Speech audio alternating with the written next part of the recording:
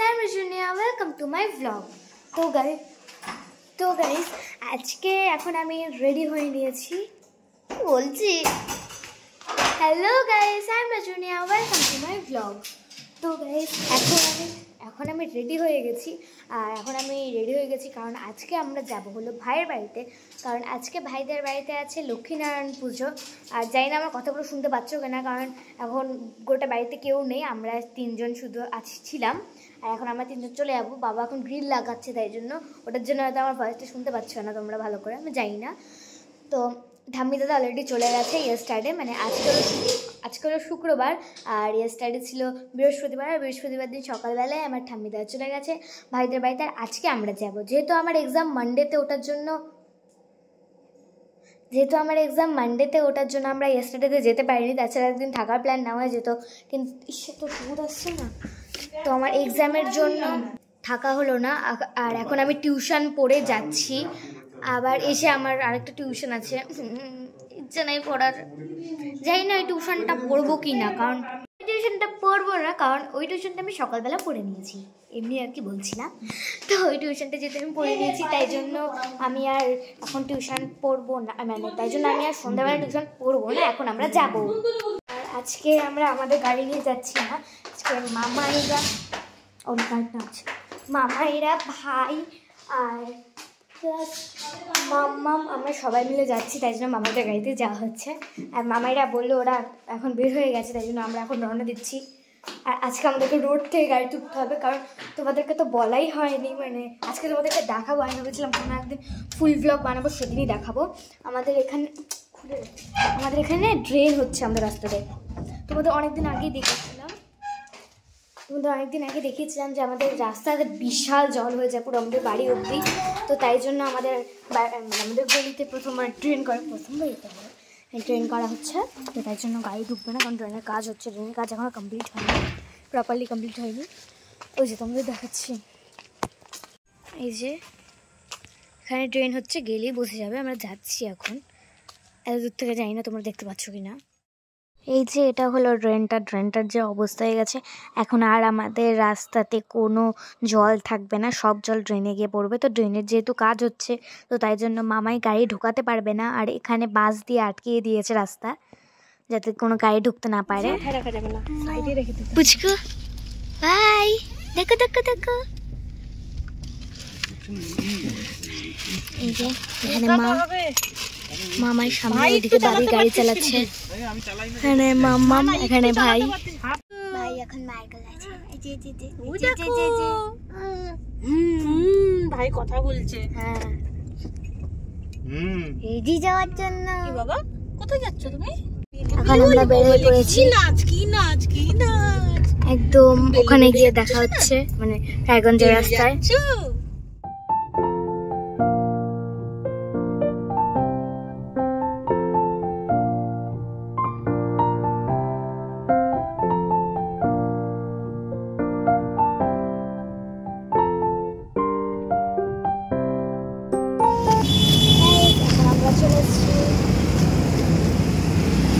গাড়ি থেকে নামবো তারপর চলে যাবো তোমাদেরকে একটু রাস্তাটা দেখাই এই যে গাড়ি বাইরেই রাখা হলো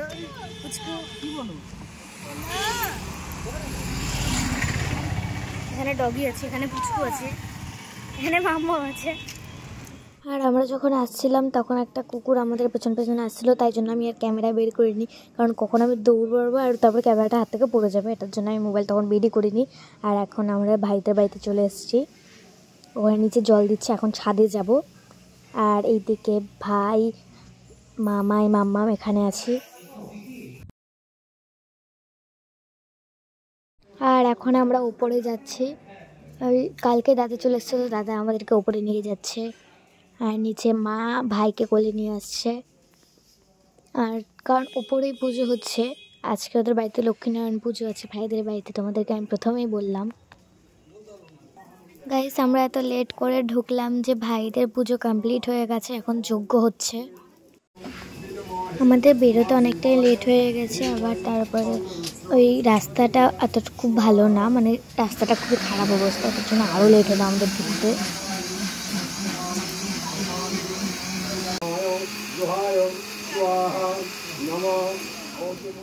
পুজো এখন কমপ্লিট হয়ে গেছে, আর এটা হলো আমার পপুদের ঠাকুরঘরটা নতুন করেছে। আর তারপরে যখন পুজো কমপ্লিট হয়ে যায় তখন আমি নিচে চলে আসি, আর ভাই, মা আর মাম্মাম এর আগে নেমে গেছিলো, কারণ ভাই ওপরে একটু কান্নাকাটি করছিলো, তো তাই জন্য আমরা নিচে চলে আসি। মানে মাম্মাম অনেকক্ষণ আগেই চলে এসছে, আমি একদম পুজো কমপ্লিট হলো যখন তখনই এসেছি, কারণ একেই তো লেট করে আমরা ঢুকেছিলাম। আর এসে দেখি আর এখানে ভাই খাচ্ছে, আর এক সাইডে আমার ভাই আবার ছোট্ট ভাইয়ের খাওয়া দেখছিল, আর আমি আবার ভাইয়ের জন্য ওই চকলেটটা এনেছি, যেটা ওকে এখন আমি দেব।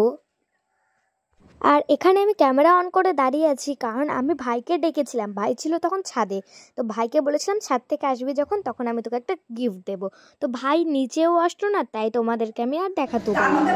লাস্টে আমাকে সেলিব্রেশন চকলেট একটা দিয়েছিলাম, তারপরে পপো আমাদের চকলেটটা লাস্টে আমাকে পপো খাবো, কারণ ভাই নামেই নিতে। তারপর আমরা উপরে চলে গেলাম, আর উপরে গিয়ে প্রসাদ খেয়ে নিলাম।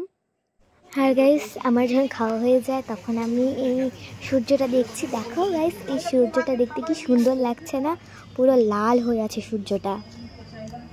আর এটা হলো মন্দিরের বাইরে সুন্দর করে ফুল দিয়ে ডেকোরেশন করেছে।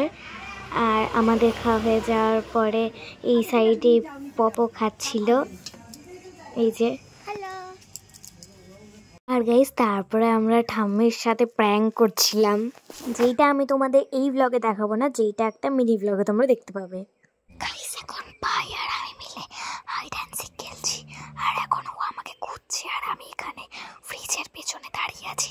ও আমাকে গোটা বাড়ি খুঁজেছে কিন্তু কোথাও খুঁজে পাইনি, এখন ও ফ্রিজের এইদিকে আসছে, আমি চাই না ও আমাকে দেখতে পাবে কিনা। আমার ভাই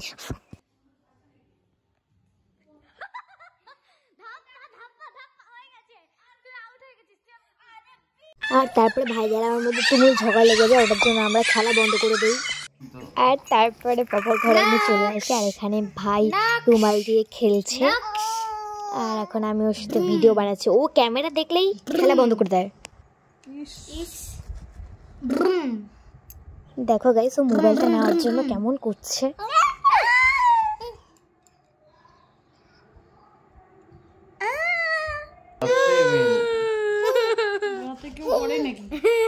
ও যখন কাঁদছিল তখন আমিও যেই কান্নার একটু নাটক করলাম, অমনিও হাসছে।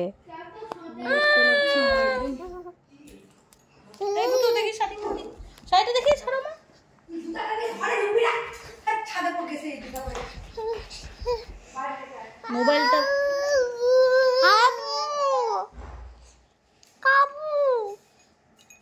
আমার চশমা উড়ে গেল। তারপরে ভাই একটু কান্নাকাটি করছিল, ওটার জন্য আমরা একটু ভাবলাম ভাইকে নিয়ে একটু ঘুরতে বেরোবো, তো তাই জন্য আমরা একটু হাঁটাহাঁটি করছিলাম রাস্তা দিয়ে। আর এই যে এটা হলো শিলিগুড়ি মোড়, যেটা তোমরা সবাই জানো।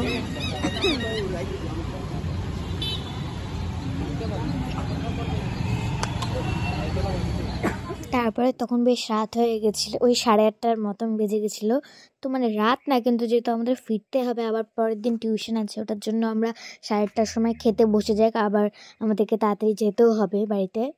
তারপর আমি ডিনারটা কমপ্লিট করে নিই। ডিনার করা হয়ে যাওয়ার পরে আমরা ওখান থেকে বেরোয় আসি।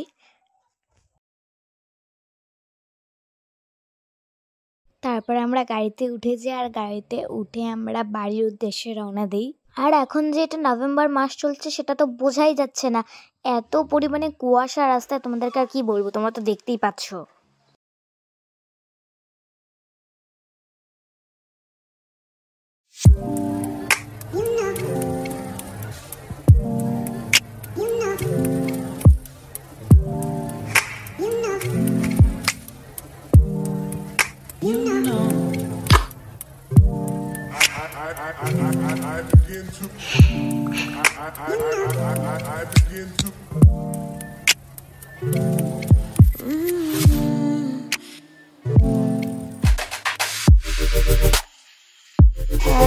এখন আমরা চলে এসেছি, এখন প্রায় 12টার মতো বাজে।